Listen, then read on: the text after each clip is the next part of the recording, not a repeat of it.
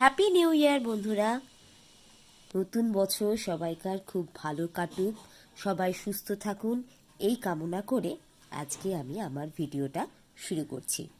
আজকে ছোটদের বেতাল 32 থেকে আমি দ্বিতীয় গল্প পাঠ করে শোনাচ্ছি। তাহলে চলুন গল্প শুরু করি। সেকালে যমুনা নদীর ধারে জয়স্থল নামে এক গ্রাম ছিল। সেখানে কেশব শর্মা বলে এক ধার্মিক ব্রাহ্মণ থাকতেন। তার এক ছেলে এক মেয়ে। মেয়ের নাম মধুমালতী। দেখতে যেন রূপের ডালি।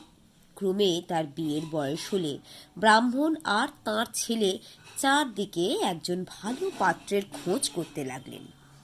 একদিন ব্রাহ্মণ গেছেন কোনো যজমানের ছেলের বিয়েতে। তার ছেলেও গেছে লেখাপড়ার জন্যে গুরুর বাড়িতে। এমন সময় ত্রিবিক্রম বলে এক ব্রাহ্মণের ছেলে কেশবের বাড়িতে এলো। ঘরে শুধু মধুমালতী আর তার মা। কিন্তু ছেলেটি দেখতে শুনতেও যেমন ভালো, তার ব্যবহারও তেমনি মিষ্টি। তার উপর তার সঙ্গে কথা বলে কেশবের স্ত্রী বুঝলেন ওদের বংশও ভালো, ছেলেটির জ্ঞান বিদ্যাও যথেষ্ট। তার মনে হলো এর সঙ্গে মধুমালতীর বিয়ে হলে বড় ভালো হয়। বিয়ের কথা পেরেও দেখলেন ব্রাহ্মণী। অমন সুন্দর লক্ষ্মী মেয়ে বিয়ে করতে ত্রিবিক্রমের আগ্রহের অভাব নেই। এখন কেশব ফিরলেই সম্বন্ধটা পাকা হয়। কয়েকদিন পরেই কেশব ও তাঁর ছেলে দুজনেই এসে উপস্থিত। এখন মুশকিল হলো যে তাদের সঙ্গেও একটি করে পাত্র। তাদের নাম বামন ও মধুসূদন। তিন পাত্রই রূপে গুণে বিদ্যায় অবস্থায় বংশমর্যাদায় সমান। কেশব মহা সমস্যায় পড়ে গেলেন। কি করা যায় ভাবছেন, এমন সময় ব্রাহ্মণী টুক করে কেঁদে উঠলেন। ওগো, তোমরা কিসের ভাবনা করছো? এদিকে সাপের কামড়ে যে মধুমালতীর প্রাণ যায়। এ কি সর্বনাশ হলো!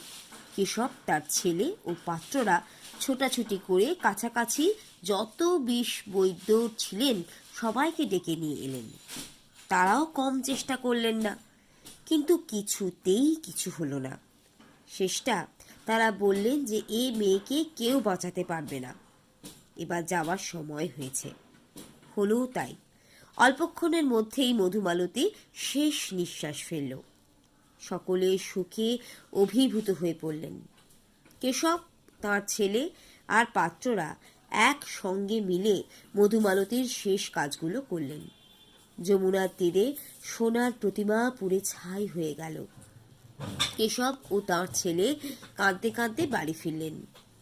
পাত্ররা তিনজন তখনই চলে গেল না। ত্রিবিক্রম নিভে যাওয়া চিতা থেকে অস্থি কুড়িয়ে এক টুকরো কাপড়ে বেঁধে একটা ঘরের কোনায় ফেলে রেখে দেশে ঘুরতে বেরোলো। বামন সন্ন্যাসী হয়ে তীর্থ করতে গেল। মধুসূদন ওই শ্মশানের এক কোণে একটা পাতার কুড়ে বানিয়ে চিতা থেকে ছাইগুলো জড়ো করে এনে কুড়ে ঘরে যত্ন করে রেখে যোগাভ্যাস করতে লাগলো। এদিকে নানা জায়গায় ঘুরতে ঘুরতে বামন একদিন দুপুরবেলায় এক গরিব ব্রাহ্মণের বাড়িতে গিয়ে পৌঁছল। ব্রাহ্মণ তাকে অনেক আদর আপ্যায়ন করে দুপুরে খেতে যেতে বললেন। রান্নাঘরের এক ধারে ব্রাহ্মণী রান্না করছেন, অন্যদিকে বামন খেতে বসেছে।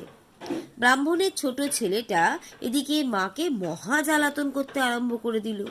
শেষ পর্যন্ত তিতি বিরক্ত হয়ে মা ছেলেটাকে ধরে জ্বলন্ত উনুনে ফেলে দিলেন। দেখতে দেখতে ছেলেটা পুড়ে ছাই হয়ে গেল। বামুনের তো চক্ষু স্থির, এও কি সম্ভব? হাত থেকে ভাতের গ্রাস পাতে পড়ে গেল। তাই দেখে ব্রাহ্মণ বললেন, কি হলো, খাওয়া বন্ধ করলেন কেন? বামন বলল, যেখানে এমন রাক্ষসে ব্যবহার চলে সেখানে খাই কি করে? ব্রাহ্মণ তখন একটু হেসে ঘরে গিয়ে একটা পুঁথি নিয়ে এলেন। পুঁথি খুলে কয়েকটা মন্ত্র পড়তেই ছেলেটা জ্যান্ত হয়ে আগুন থেকে বেরিয়ে এসে মাকে আবার জ্বালাতে লাগলো। তাই দেখে বামন খুশি মনে খাওয়া শেষ করল। এতদিন পর তার মনে আশার আলো দেখা দিল। ওই পুঁথিতে নিশ্চয়ই সঞ্জীবনী মন্ত্র লেখা আছে। ওটিকে কোনো উপায়ে সরাতে পারলে ওই মন্ত্রের সাহায্যে মধুমালতীকে আবার বাঁচিয়ে তোলা যায়। এই কথা ভেবে বামন সেই রাতটা ব্রাহ্মণের বাড়িতে থেকে গেল। রাত যখন গভীর হলো, বাড়ির সকলে খাওয়া দাওয়া কাজকর্ম সেরে শুয়ে পড়ে কিছুক্ষণের মধ্যে ঘুমিয়ে পড়ল। তখন নিঃশব্দে উঠে পাশের ঘরে গিয়ে পুঁথিটি হস্তগত করে সেই রকম নিঃশব্দে সরে পড়ল। কয়েকদিন পর সে জয়স্থল গ্রামের শ্মশান ঘাটে এসে পৌঁছল। সেখানে পাতার কুটিরে মধুসূদন তখনও যোগ সাধনা করছিল। ঠিক ওই সময়ে ত্রিবিক্রমও দৈবাৎ এসে উপস্থিত হল। বামন তখন অন্যদের বলল, আমি মৃত সঞ্জীবনের মন্ত্র শিখে এসেছি, তোমরা অস্থি আর ছাই এক জায়গায় জড়ো করে আনো। সব ব্যবস্থা হলে বামন মন্ত্র পড়তে লাগলো। দেখতে দেখতে অস্থি আর ছাইয়ের জায়গায় মধুমালতীর সুন্দর দেহ আবার জীবন্ত হয়ে উঠল। পাত্ররা তিনজনেই মহা আনন্দে অধীর হয়ে বলতে লাগলো, এই কন্যাকে আমি বিয়ে করব, আমার জন্যেই ও বেঁচে উঠেছে। তাই নিয়ে মহা তর্কাতর্কি বেঁধে গেল।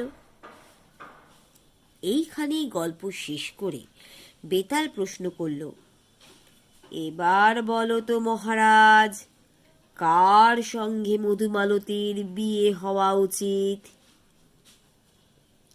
বিক্রমাদিত্য বললেন, বিয়ে হওয়া উচিত মধুসূদনের সঙ্গে, যে এতদিন পাতার কুটিরে বসে যোগ সাধন করেছে।